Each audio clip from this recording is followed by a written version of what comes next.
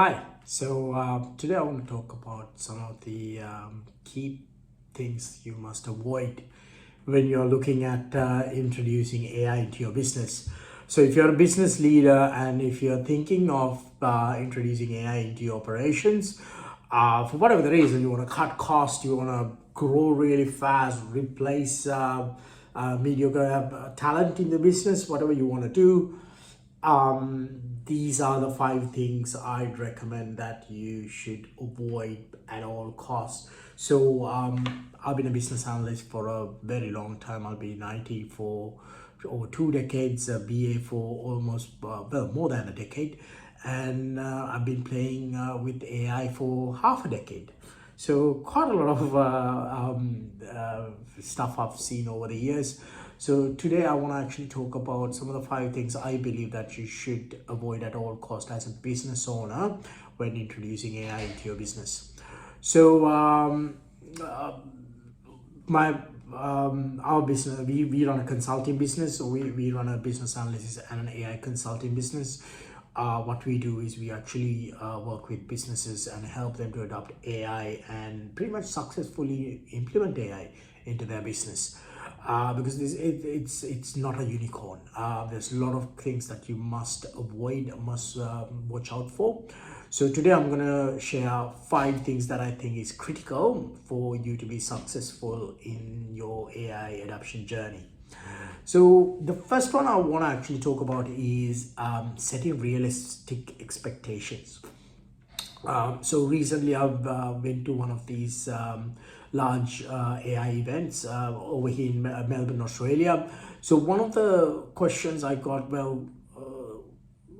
quite a few people actually told me this, their expectations after when we started having a chat, realized like their expectations are very high and sometimes it's very unrealistic. So a lot of people expect, a lot of business owners think they can pretty much just throw in ChatGPT or um, what's that, mid journey, and think, oh yeah, now we are AI. It's not, and it's not gonna do anything at all for you. You depending on your business, you hardly have any ROI from that. So what I would actually strongly recommend for businesses is to have realistic goals. Understand as a business, first of all, what do you want to achieve with AI, and make sure you understand where you can introduce AI into within your business to get the best ROI, and then start your journey through that. And also don't not forget to communicate your expectations to everybody and be very very clear about um, what you as a team, what you guys trying to achieve, right? So that's number one. Number two is this is a funny one, insufficient data quality. Insufficient data quality is very important when it's come to AI, because AI mostly based on LLMs are trained language models. So what you do is you feed your data into the LLM so it can actually make decisions based on your information.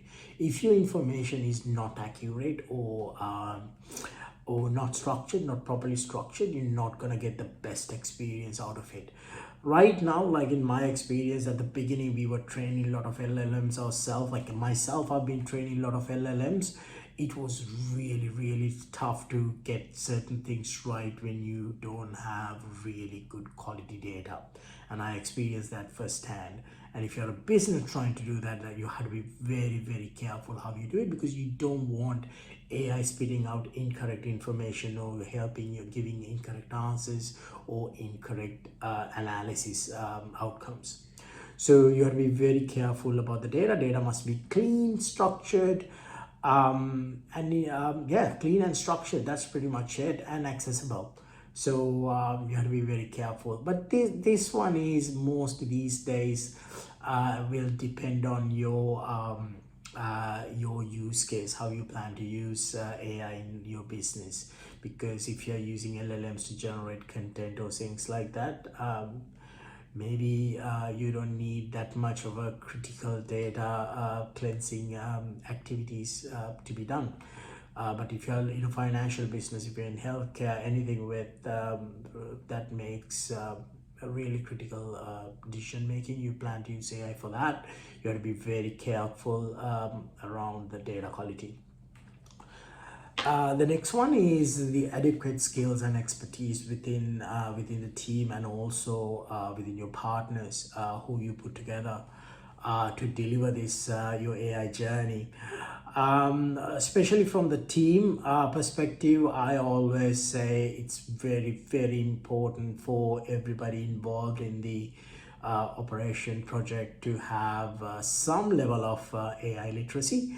So when we are engaging with a company, we always tell them, look, we do have training programs in place to give them a basic understanding around AI capabilities, so they don't think AI is something magical that can do everything and anything, like what we saw in Star Wars and Star Trek, and we don't think like that. It's not like, Terminator.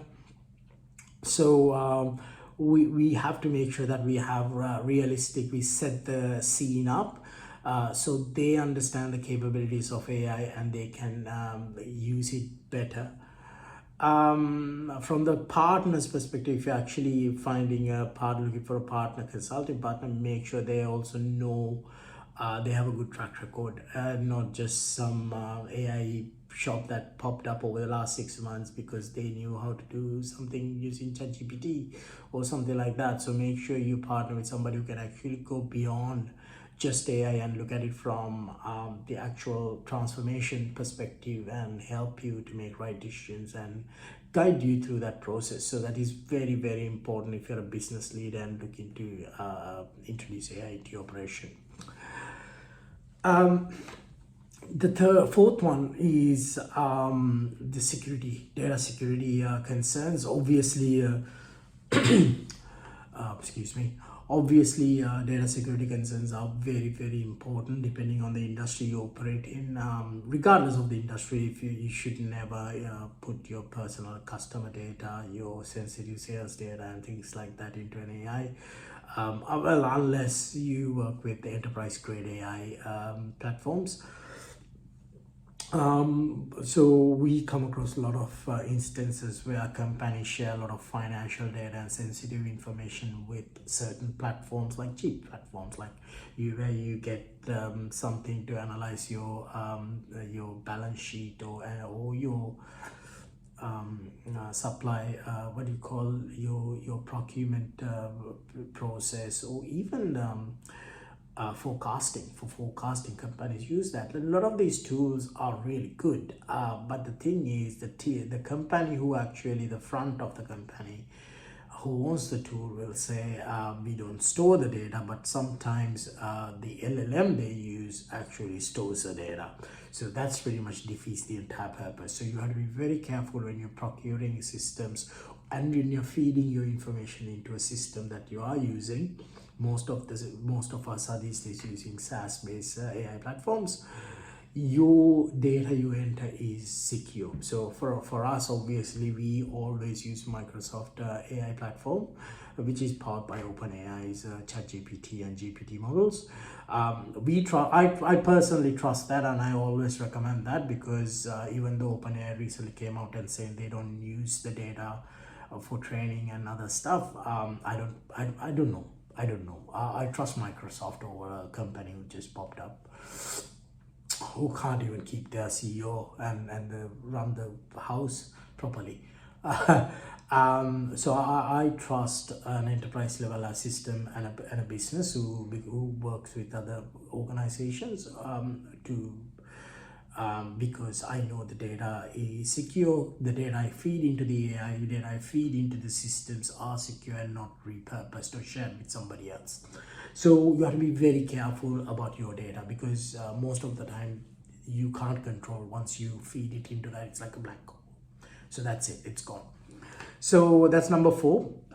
Number 5, the last one I'm going to talk about, is actually one of the most important ones, is overlooking change management. Overlooking change management is very, very critical for you to be successful, because you have to look at, when you're introducing AI, you have to look at it from perspective, just like when you're introducing a big solution, changing a transformation. It's a transformation. People's ways of working changes, operational process changes, people's what you call the job titles, job descriptions will change. So wherever the people aspect is there, you have to make sure that you manage the change that's happening within the organization very carefully. So this is something we see. So one of the things we do is we always bring everybody on the journey, and we always be very, very we always be very transparent when we are doing the communication, and also once you train these people around how to use the AI and what are the capacity, what's actually going to happen, and how it all comes down to your messaging, things can work very well. It's actually, you can flip things around, because a lot of people, when we are doing systems, AI strategies and things like that, they ask whether they're going to lose their job and things like that. So leadership has, as a business leader, you have a lot of responsibility there to make sure that you get the communication right and get the change management right, have right people in place. And if you're a business with 10, 15, 20 people, you have to make sure you keep it managed carefully. So there you go, guys. That's the 5 critical things you must avoid when introducing AI into your business. I have created a checklist for business owners to go through. That checklist has 10 pitfalls that you must avoid when introducing AI, and this 5 is there as well. Have a look at it. I'll put the link down there, and also, if you like this, if you find this video interesting, helpful, please give me a thumbs up, and also don't forget to subscribe to my channel.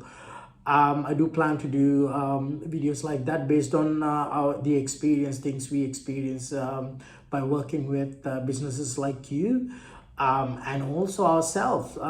We automated quite a lot of work we do over the last few years using AI, and I'll be more than happy to share that with you guys over the weeks, months and years. So have a good one, guys. Take care. Bye bye.